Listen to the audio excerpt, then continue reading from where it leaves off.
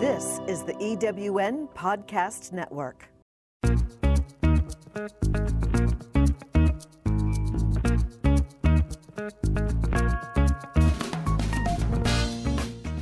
Welcome to Late Boomers, our podcast guide to creating your third act with style, power, and impact.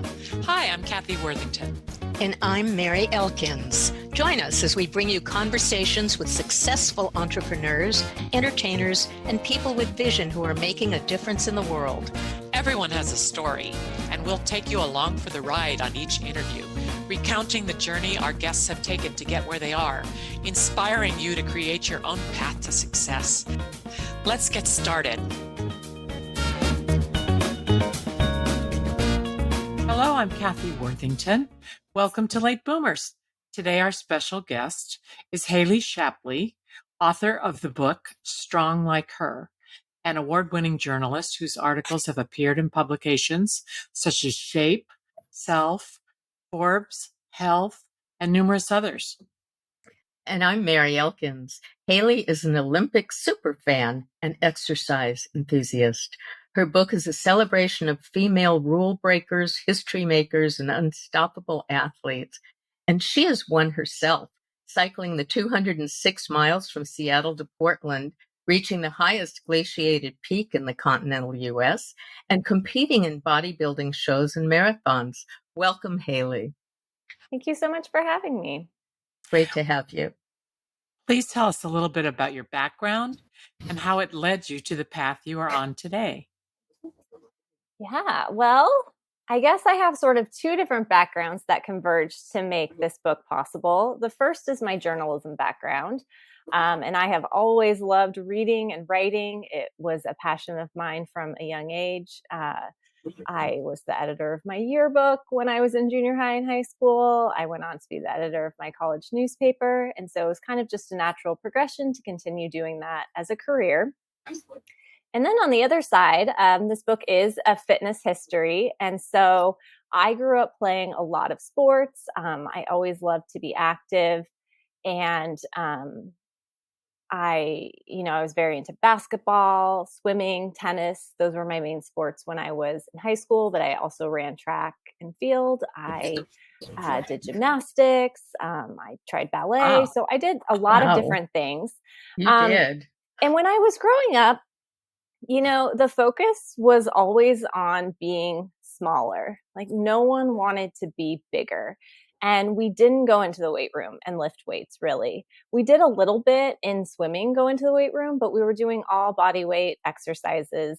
And so I never really thought about being bigger or really kind of like increasing my strength. And it wasn't until I was an adult and I was like looking for a challenge, something to do, that I started to lift weights. And I felt like I was seeing a lot of other women in the spotlight doing this. I was starting to watch American Ninja Warrior, and I was seeing CrossFit gyms popping up. And I was seeing a lot of women on Instagram who were muscular. And so I started to wonder, how did we get to this place where it's now cool to lift weights and to be bigger instead of always trying to be smaller? So I was able to kind of marry those two things together, like my curiosity that I get from being a reporter and my love of athletics. And you mentioned like I'm an Olympic super fan, which is true. And I just, I love fitness in general. And so I was able to kind of put those together. And that is what brought us Strong Like Her. And it's healthier too, right? Yeah, absolutely. I think it's interesting because you mentioned I summited at the highest glaciated peak in the continental U.S., which I did right before I started strength training. And then when I was hiking after I had put on like more muscle, I realized it was so much easier. And I was just fitter. And I didn't have to put in as much work into the cardio because I just had more strength. And it's made like everyday life easier if I have to lift a box or, I don't know. I had to take something back to UPS the other day up the hill, half a mile. And it was a 30-pound box, but it was very awkward. And it was annoying because it was hot out, but it wasn't difficult the way that it might have been before I had really started uh, lifting weights and just working more on the strength portion of my fitness. Well, how long did it take you to really get to the point from zero to at least partial way to feeling stronger? I think it actually happens really quickly. There's something known as beginner gains. And so when you are a beginner and you really haven't done a lot of training like this, you will see progress very quickly and you'll make big jumps right at the beginning.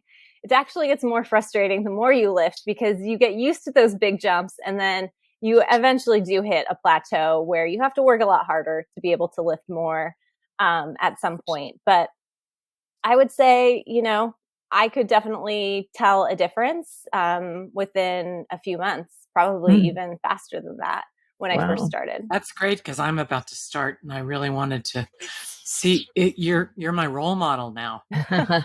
Thank you. Another really interesting thing I found out when I was researching this book is that we tend to think men are more suited to building strength or building muscle. But in a big meta-analysis of strength training studies, they found that women and men who are beginners put on muscle mass at the same rate as each other. So men start with more, so they do end up with more, but the rate at which you can gain muscle is the same across the sexes. So I think that is just a good thing to know if you're someone who thought, oh gosh, like women aren't built for that, or they're not meant to put on muscle. It doesn't really work that way. You do put on muscle. You're just starting with a bit less. Is that one of the things that surprised you when you were researching Strong Like Her? Because I know it deals also with the history of women and physical strength. So can you tell us a little bit about that? What surprised you? Yeah, that was, I think, a little bit surprising. I think probably by the time I found that out, I maybe wasn't as surprised to find out about it. I think one thing that did surprise me is just how recent women have really been able to exercise recreationally. So for the book, I interviewed Katherine Switzer. She was the first woman to run in the Boston Marathon as an official participant. She entered the race in 1967. And when she was growing up running, people told her her uterus would fall out. She would grow hair on her face. She would look like a boy, and she'd go run around the block and like the mailman would knock on her parents' door and be like, is your daughter okay? Like, why is she out here running? Because people didn't really start jogging for exercise until the 60s. And even then, people were not running very far distances. So even men at that time who ran marathons were seen as kind of weird. Like, why are you running so far? But it was unheard of for women to run those long distances because people, including like the medical community, told women that they would hurt their chances of fertility. They would be damaging their bodies. And that was not that long ago. So I think that was really surprising to me that our ideas on that have evolved a lot in a short amount of time, and that, in many people's lifetimes who are alive today, you couldn't run recreationally, or if you did, you were seen as kind of being subversive. Well, what about the ancient female athletes? There were many, weren't there? And also the Olympians. Yeah, I don't know if there were many. It's really hard to say, obviously, because it was in ancient times. But Strong Like Her does start in ancient Greece and looks at who the trailblazers were starting off with just being competitive in athletics. And there was a woman who entered the Olympics through a loophole. She won the chariot race for two Olympics in a row, because back then the chariot race was the person who won was the person who owned the horses, because you have the horses competing and they don't get a medal.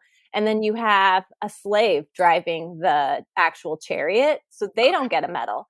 So it was the owner of the horses who got the medal. And Kuniska was her name.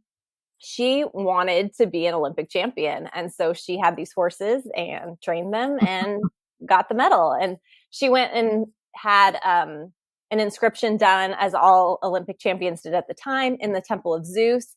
And it said something like, I am the first female Olympic champion. So that was something she was really proud of. But it was unusual for women to be involved in sports at that level. And there were even rules on the books that women could not spectate at the Olympics. If they did, they could be thrown off the side of a cliff, which we don't think ever actually happened, fortunately, but it was written in the law books. But it did depend sort of on where you grew up. So Sparta had more opportunities for women and girls to play sports than did Athens, for instance. So in Athens, girls stayed in their homes. It was considered very unbecoming to know any men other than your brothers and your father until you got married. And so they did not have a lot of opportunities. But in Sparta, the philosophy was that to create strong people and a strong society, you wanted to have both a strong mother and a strong father, because that would give you a higher chance of having a strong kid. So girls in Sparta played sports. They ran, they threw balls, they did other kind of common sports at the time. So, they swam. So when we look back at that time of history, not a lot is documented about the girls who got to play sports, but all of the ones who did pretty much came out of Sparta. That's great. Fascinating. Can you tell us, I know there's a connection between physical power. What's the connection between physical power and other types of power, such as mental power and political power? Yeah, that's a great question. I think often when we talk about strong women, we mean women who are really like emotionally strong, mentally strong. And those are super important qualities to have. But what I think gets overlooked is that physical strength can really feed into that. And that to be in balance, we need to sort of pay attention to all of these aspects of our lives. So on the topic of political power, I have a couple of great examples in the book, but one of my favorites is about the bicycle. And this was something that became an absolute craze in the 1890s. Before that, the bicycle was this like death-defying contraption that only daredevils would ride. You didn't want to try it. A lot of the models had like a seat that was 5 feet off the ground. So to dismount, you had to do a forward flip to get off. Or there was one model called the Bone Shaker. We can imagine that wasn't the smoothest ride. So in the 1890s, the safety bicycle came out. And this is basically the same model of bicycle that we know today. There hasn't been a ton of bicycle innovation in that time. So it had the pneumatic tires, it had steering, it had the pedals, and it was basically something that most everyone could do. So that included women. So women started riding a bike. And as they did so, they started to raise their hemlines because it was kind of hard to ride a bike when you're wearing this full length dress. After they did that for a bit, they started to loosen the corset or even stop wearing the corset because that was also inhibiting their ability to ride the bike. And as they started to kind of get rid of some of this restrictive clothing, and as they had the opportunity to go somewhere without a chaperone and to feel that little taste of independence, they started to wonder what else they were missing out on. And this led to the suffrage movement. Bicyclists were a huge driver in getting women the right to vote.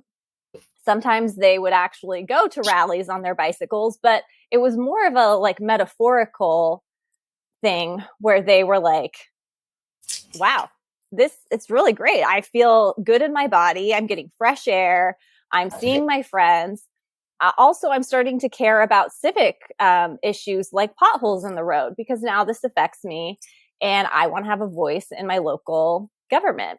And so we see that connection between once they got a little bit of physical power, they started to want a little bit of political power as well. So I think all of these things are really intertwined. That's so That's so, interesting. yeah, I was saying the exact same thing. Should Yeah, have just never said it thought with of you. yeah, never thought of that. You've told us a little bit about the history of strength training for women. How has it evolved more over the years? Yeah, well, the book, kind of chronicles that. It has evolved in a lot of different ways. I think today we see that if you go into any like high school or college sports program, you're going to see people lifting weights or getting stronger in some kind of way, because we know now that it's really important for all kinds of sports. And different sports will do different things. You might need power in one sport, whereas you might need endurance in another. But being a stronger helps for all of those things. And, we're now seeing girls who are involved in these programs getting the benefits of that. Whereas, like I mentioned earlier, when I was growing up, and it wasn't that long ago, we didn't have all of that. So, um, Mhm. it's definitely evolved, and I think it's more acceptable now for women to be muscular. I talk in the book about the power lifters and the weightlifters in the 70s. That's when it really became something that people started to do, an activity people started to do. And then the bodybuilders of the 1980s, that was very strange at first for people to see these women in swimsuits flexing. That seemed very odd to people. And it's funny when you look back on their level of muscularity now, they look like average fit women. So our ideas about muscularity have definitely evolved from that time. Can I ask you for a Yeah. little advice on if you're a beginner, how you advise people to just start easy and work up? How did you? Yeah, it's definitely important to start slowly, for a lot of reasons. One of them is that our muscles are capable of more than our connective tissues are. So all of those like tendons and ligaments and those other really small parts of your body that you don't spend a lot of time thinking about, they need a little extra time to warm up to lifting heavier weights. So you always want to ease in. And this applies if you've taken a break as well and you're getting back into it. It can feel frustrating when you're like, well, I used to be able to do X amount of weight and now I'm just doing this, but your body will thank you for it. You want to stay healthy in the long run. So I definitely recommend starting out slowly, making sure your form is on point. I think for beginners, it's really nice at first, at least, to have someone, a coach from a group class, maybe a trainer, someone to watch your form, to give you pointers, to let you know, um, how it's supposed to feel, which muscles you're really supposed to be activating, because it's not necessarily a natural thing. When I first Mhm. started lifting weights, I had a lot of trouble engaging my glutes, which is a pretty common problem because we sit so much that our glutes kind of turn off. And a lot of people can become kind of dominant in their quads, the front of their legs, and not so much in the back of their body. So learning how to kind of like engage all of those muscles is a skill that takes practice and time. And someone who is an expert in that can kind of guide you through that. So I think whether it's going to like a local CrossFit class or some kind of group exercise class or hiring a trainer if that's accessible to you, can be a good way to get started. Yeah, sounds like you really need a coach for that. Yeah. And and Haley, many women have issues about their body image because of cultural norms. So can you talk about that a little bit? Yeah, I think there is still this idea that bulky is bad. Women don't want to be considered bulky. And what does that really mean? It's different for everyone. There's no kind of real definition of that. But I found that once women start to get the benefits of physical fitness, they worry a little bit less about how it's changing their body. Um, and I experienced this myself because when I first started strength training, I didn't want to get bigger. I saw women who had, really defined backs and Hmm. big muscles, and I thought that's cool, but that's not really what I'm looking for. And I found within a short amount of time that I didn't care anymore. Like, I wanted that because it represented this ability to do these things that I would like to do, to be able to do pull-ups, to lift a certain amount, to climb ropes, whatever it was. So I ended up entering a bodybuilding show and actually training to look that way, which is not something I ever thought that I would have done previously. Yeah, and that's So not easy. It's hard to get that. it is hard. It is Really really hard. hard. And Hours. that's a funny thing too, is a lot of women worry like, oh, I'm going to get too muscular. And it's actually like pretty hard to get too muscular on accident. Yeah. Of course, some people are genetically more predisposed to putting on muscle than others, but the average woman is not going to like accidentally look like a bodybuilder. So if you're worried about that, don't worry. It's probably not going to happen overnight. And if for some reason it does, you can always pull back your training. There are things that you can do. So I suggest women give it a try. And I find that when people do strength train, that they start to focus more on like what their bodies can do as opposed to what they look like. I think that I mean, it's just encoded in our culture to think about what you look like. But the more that we can sort of think about other things and get away from that, the better, I think. And so I do think strength training adds, or any kind of fitness really adds an element to that, where you can start to focus on, well, how do I feel? Like, how do I fuel my body for these activities that I'm interested in doing, instead of trying to, plan my intake around what I want to look like. Yeah, so true. Excellent. You talked about women's suffrage, but how did circus stars and other athletes help women gain the right to vote? Yeah, I love to talk about the circus stars too. It's always a toss up between them and the bicycles, because they both played a role in women getting the right to vote. So around the same time that women are starting to ride a bicycle for fun, the circus is a really big deal in the US. Imagine it. Of course, there's no internet, there's no TV, there's not even radio at this time. So there's not a lot of entertainment for the masses. But when the circus came to town, that was something that you wanted to show up for. So it would really like shut towns down when the circus came around. And there were a few women who were stars of the circus. A lot of them, to be fair, got treated as sideshow acts and did not have a lot of power. But there was a group of them that did.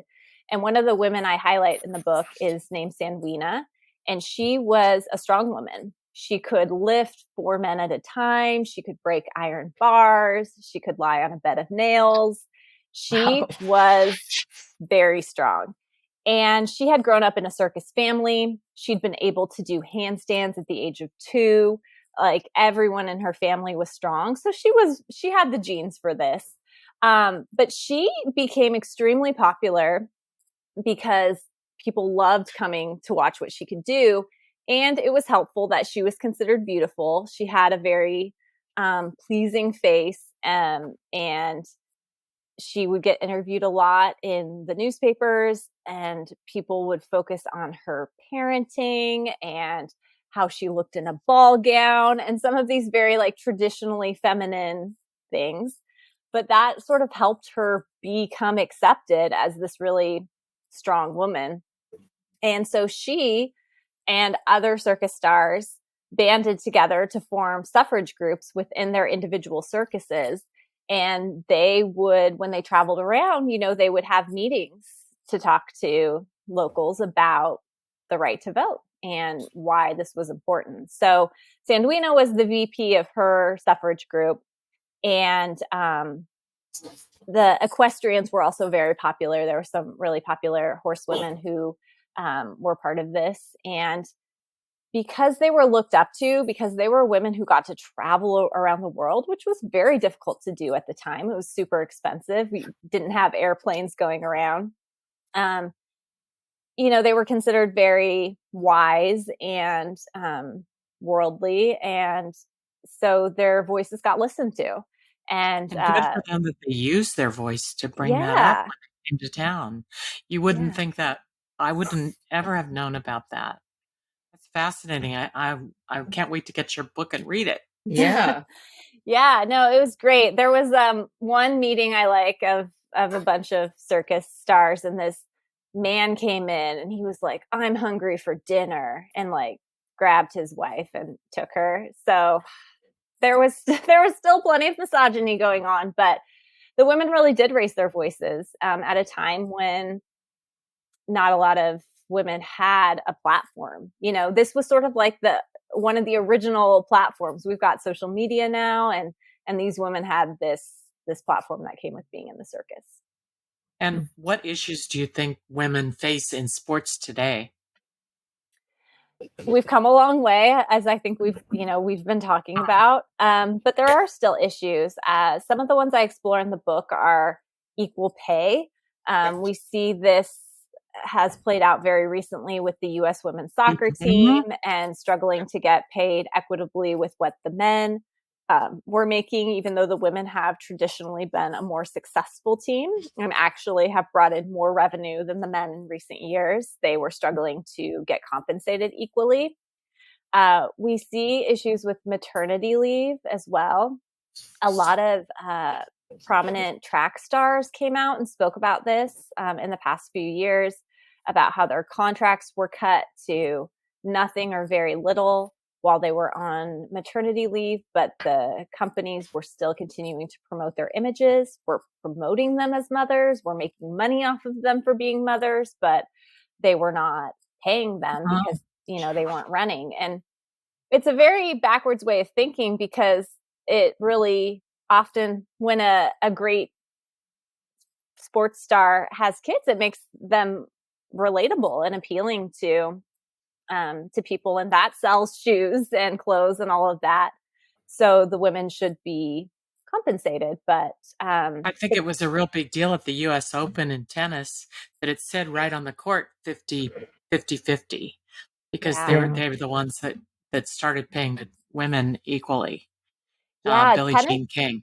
Tennis is a great example, and I do talk about that in the book, because it is one of the first sports, if not the first. It's probably the first mainstream sport to pay men and women equally, because Billie Jean King and her comrades did fight for that in the 1970s, which is quite a bit before a lot of these other sports started their fight for it. So you do see the equal prize money in the Masters, in all of the major tournaments. And women do in tennis still make less than men. I think it's about 30% overall, because not every tournament pays equally, but it's the smallest gap. It's one of the smallest gaps in sports that we have. And I think it's interesting that sports that have debuted much later, like CrossFit as an example, they pay equal prize money to both men and women. This is a sport that debuted in the 2000s. They've always been paid equally. And I think people would find it very strange if men made more than women, because it started off on that plane. But if you look at a sport where, like basketball, where men have always made more money, then we think it's strange for women to want to make more money. But really, there's no reason why they shouldn't be making more. And you'll get arguments about revenue and that the game is less exciting and that it takes less talent and all of that. But really, it comes down to exposure and being given the opportunity to develop that talent. The NBA has been around for 50 years longer than the WNBA. So that is a huge head start in terms of boys growing up and knowing that they could play professionally if they put their time into it, for sponsors to get on board, for, for that talent pool to really grow. And time after time, we've found that when people are exposed to women's sports, so when they can actually find it on TV, when it's treated as equally good, like in tennis. I mean, you go to those matches and many women's matches will outsell men's matches in tennis, just kind of depending on who's playing. But so we found that when women are given sort of like equal access and equal opportunity, and they have that exposure, that people enjoy it. So I think that's that's one issue we're facing, is just getting more people to see women's sports and to understand the value. Mhm. Yeah, that's Sure. what I wanted to say, because I wanted to know more about why you thought men's sports generated more revenue, but you've covered that. And also the percentage. I was not aware that it was a 30% gap. I thought it was a lot more. And do Yeah, you for see? tennis it's small. Now for other sports it's huge. I can't Yeah, remember the off the NBA top of to the my head, WN but soccer NBA to the players, WNBA yeah, soccer is players, huge. basketball players, hockey players, softball versus baseball players, these are huge gaps in pay. But tennis and golf actually are much smaller gaps, Well, because they just got more of a head start on having women on that equal playing field. and they have a bigger audience right now. So Right. is the answer in creating more equitable pay for women, increasing the audience? Yeah, that's definitely part of it. I think it's increasing the investment in order to increase the audience and the opportunities and all of that. But, I think when, like, it's important to note, back in soccer, which we were talking about, like, the number one selling jersey on Nike's website a few years ago was the women's team jersey, not the men's team jersey. So there's not, people will say, well, male athletes are better.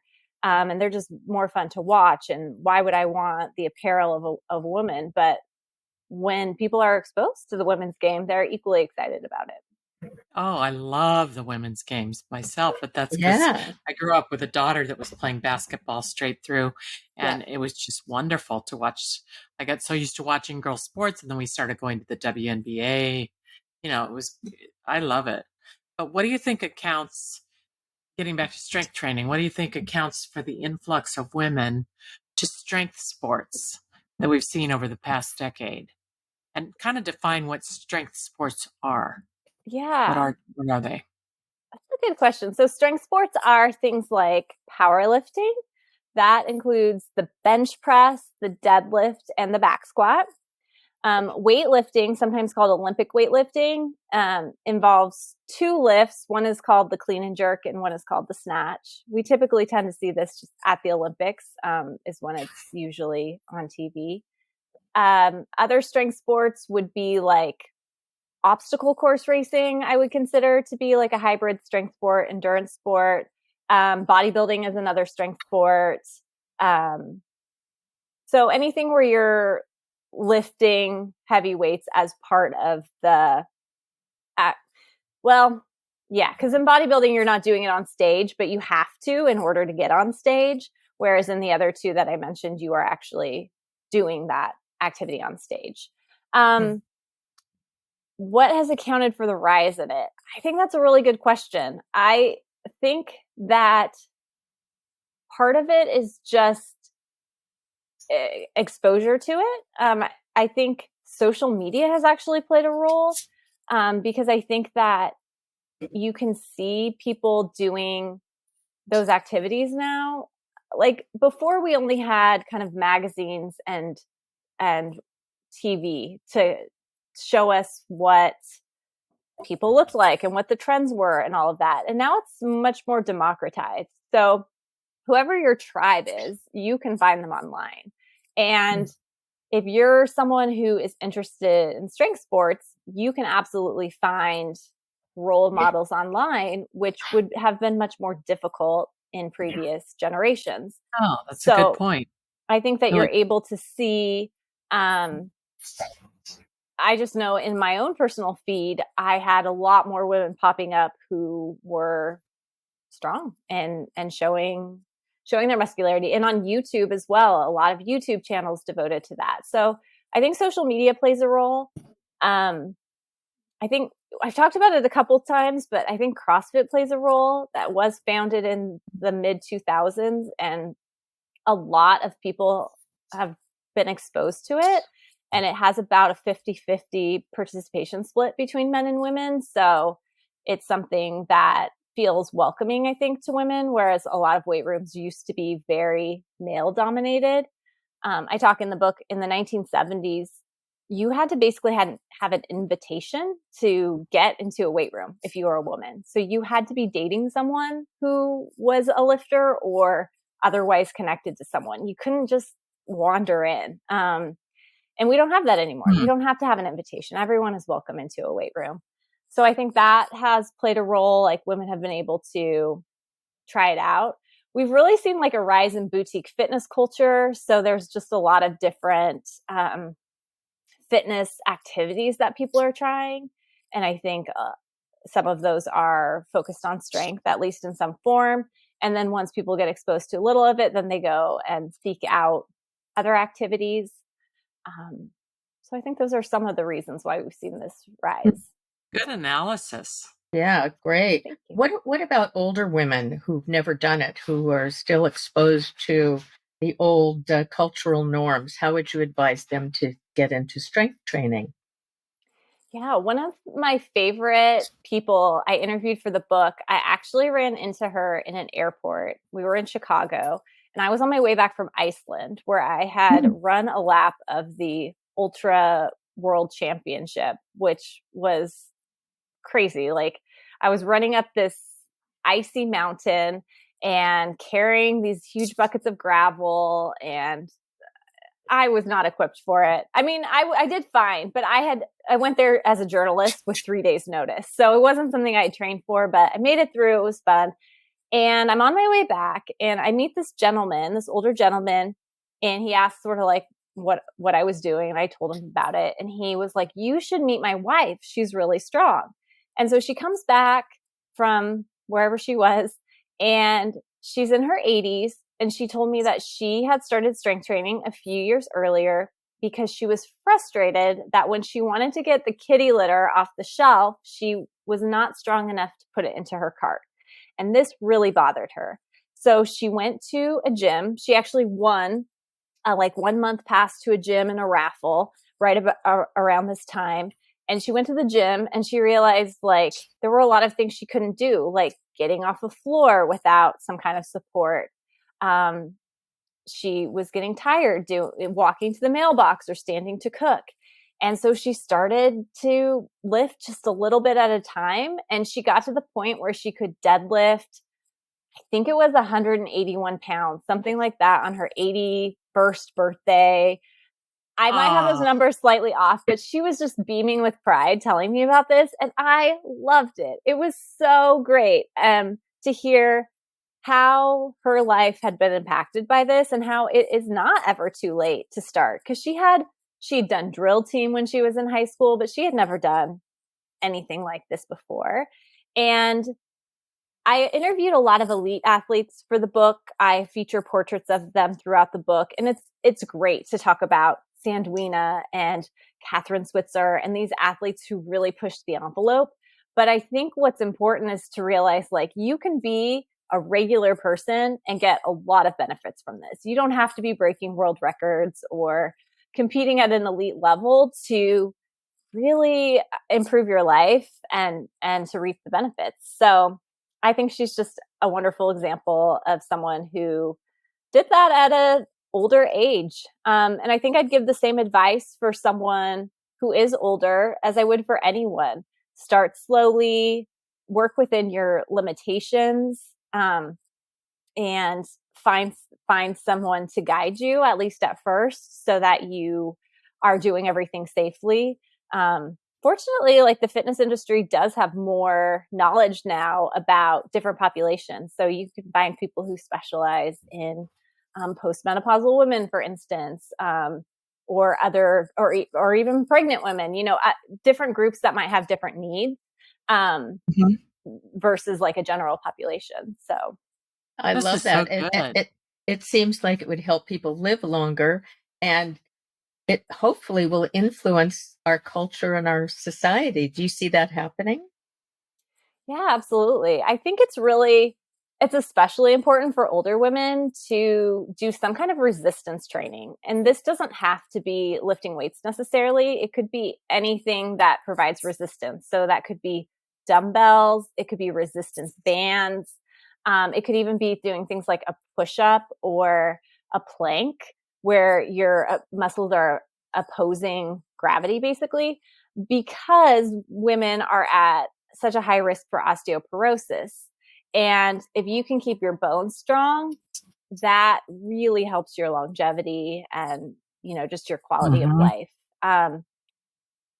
So yeah, I do think, earlier we talked about how important, or what the connection is between physical strength, emotional, mental, social, all of that health. And I think just lifting can be really empowering, and just pursuing any kind of fitness can be really empowering. And I think that only feeds positive things to the other aspects of your life. So, I continue to hope that people find it and, find fitness and, appreciate these trailblazers who have allowed for us to even be able to work out today, because it's something that we might take for granted, but was not always possible. And we have things like Title IX in the 1970s to really thank for that as well. Billie Jean King to thank for that, and all these other women who I spotlight in the book. Yeah. And what would you like our audience to have as a takeaway today? You gave quite a bit of it just now, but anything else come to mind? Little advice for the people listening?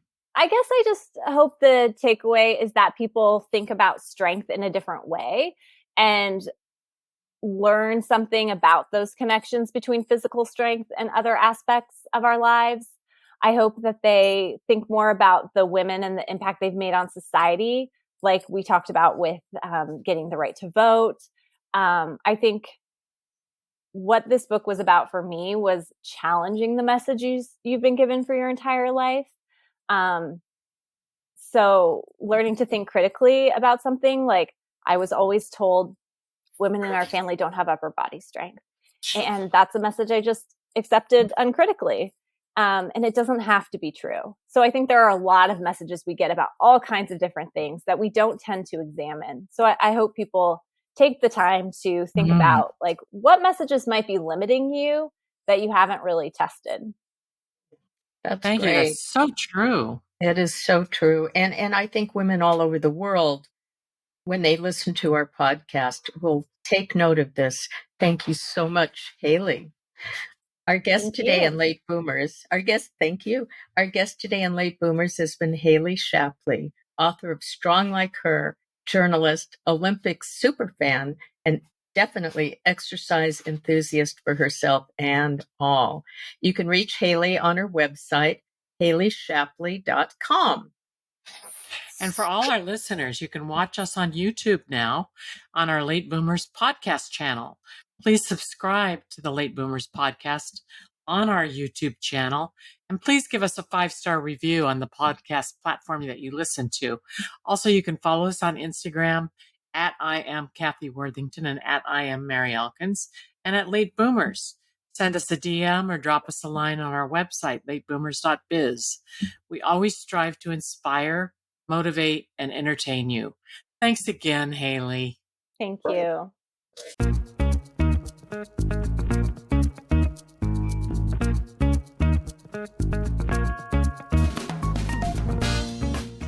Thank you for joining us on Late Boomers, the podcast that is your guide to creating a third act with style, power, and impact.